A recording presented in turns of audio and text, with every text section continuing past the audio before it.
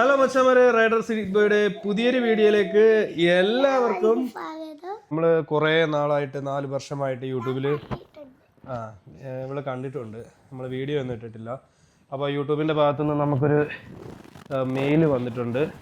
ഇനിയും നിങ്ങൾ വീഡിയോ ഇട്ടില്ല എന്നുണ്ടെങ്കിൽ നിങ്ങളുടെ കോൺട്രാക്റ്റ് ഞങ്ങൾ ക്യാൻസൽ ചെയ്യും, നിങ്ങളുടെ മോണിറ്റൈസേഷൻ ഞങ്ങൾ ക്യാൻസൽ ചെയ്യും. കുറച്ച് പേരെങ്കിലും അറിഞ്ഞ് കാണും, ഞാൻ കാലൊടിഞ്ഞ് കിണ്ടാമണ്ടിയായിട്ട് കിടക്കുകയാണ്. എനിക്ക് അവിടെ വെച്ചിട്ടൊരു ഇഞ്ചുറിയും കാര്യങ്ങളൊക്കെ പറ്റിയിട്ടുണ്ടായിരുന്നു ദുബായിൽ വെച്ചിട്ട്. എവിടെ പോയാലും ചോദിക്കുന്ന ചോദ്യങ്ങളാണ്, എങ്ങനെ പറ്റി, ഇതെന്ത് പറ്റി, എത്ര നാളായി, ഇപ്പം എന്താ അവസ്ഥ, ഇപ്പം നടക്കാനൊക്കെ പറ്റുന്നുണ്ടോ, ജോലിക്ക് എന്നാ പോന്നേ?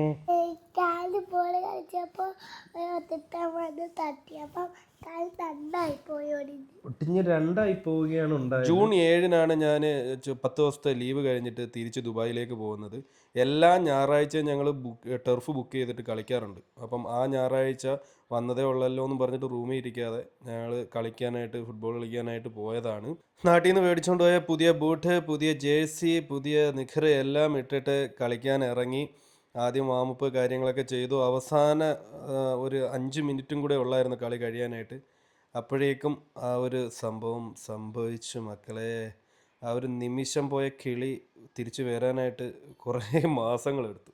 അപ്പം ഇങ്ങനെ നിങ്ങൾ ഈ വീഡിയോയിൽ കാണുന്നത് പോലെയാണ് ആ ഒരു ഇഞ്ചുറി ഉണ്ട്. അപ്പോഴേക്കും എൻ്റെ കാല് ഒടിഞ്ഞ് തൂങ്ങിയിരുന്നു. എനിക്കതും ഫീൽ ചെയ്യുന്നുണ്ടായിരുന്നു, ഒടിഞ്ഞ് തൂങ്ങി എന്നുള്ളത്. ഞാൻ ആരെ കൊണ്ടും കാലിൽ തൊടാനായിട്ട് സമ്മതിച്ചില്ല. ഇപ്പം തന്നെ ആംബുലൻസ് വിളിച്ചു. വിത്തിൻ 10 മിനിറ്റ്സിനുള്ളിൽ ആംബുലൻസ് വന്നു. ആംബുലൻസ് എന്നെ കൊണ്ടു ഒരു മെഡിയോർ എന്ന് പറയുന്ന ഹോസ്പിറ്റലിലാക്കി കേട്ടോ.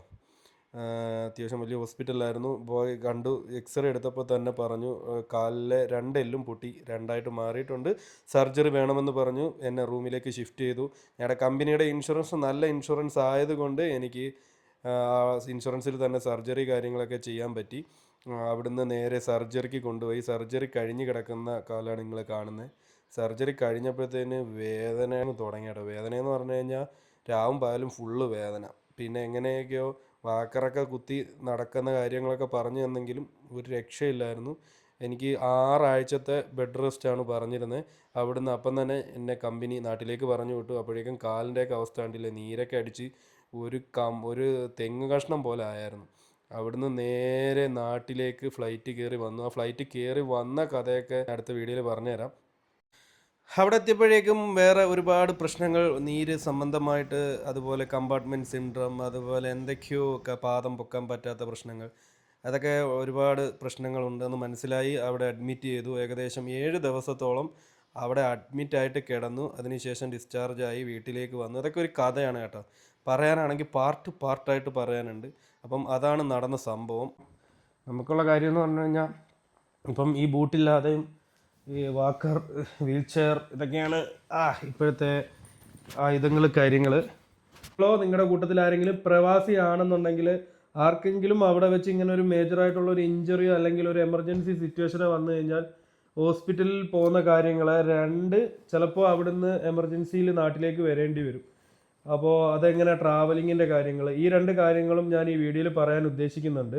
പാരലി ഇൻഷുറൻസിൻ്റെ കാര്യങ്ങൾ, അത് മേജറായിട്ട് പറയേണ്ട ഒരു കാര്യമാണ് കേട്ടോ. ഇപ്പോൾ ഫസ്റ്റ് കാര്യം പറയാൻ പോകുന്നത് ഇൻഷുറൻസിനെ പറ്റിയാണ്. അപ്പോൾ എൻ്റെ ഇതിൻ്റെ സർജറി സംബന്ധമായിട്ടുള്ള അവിടുത്തെ പേയ്മെൻറ്റ് കാര്യങ്ങൾ, ഹോസ്പിറ്റൽ ബില്ല് കാര്യങ്ങളെല്ലാം മീറ്റ് ചെയ്തത് എൻ്റെ അവിടുത്തെ കമ്പനി ഇൻഷുറൻസ് ഉണ്ടായിരുന്നു.